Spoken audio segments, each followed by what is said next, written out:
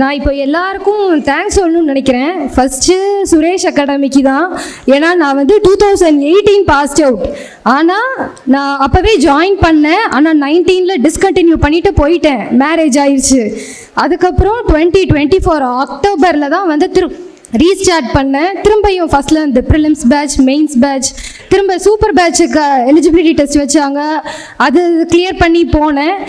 2024 ஃபெப்ரவரியில் SBI clerk எழுதினேன். But அது ஒரு 3 மார்க்ஸில் வந்து போயிடுச்சு. அண்ட் தென் இதுவே போதும், இதுக்கப்புறம் படிக்க வேண்டாம் அப்படின்னு சொன்னாங்க வீட்டில்.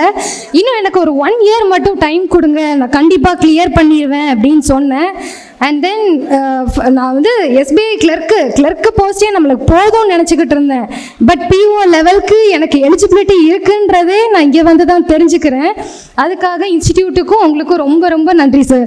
ரொம்ப டவுன்ஃபால் இருக்கிறப்போலாம் நீங்கள் தான் வந்து ஒவ்வொரு டைமில் சூப்பர் பேட்ச் போர்டில் வந்து எழுதும் போதெல்லாம் நம்ம முடிச்சிடலாம், இந்த வருஷம் முடிச்சிடலாம், கண்டிப்பாக முடிச்சிடலாம் அப்படின்னு நினச்சதே ராஜா சார்னால தான்.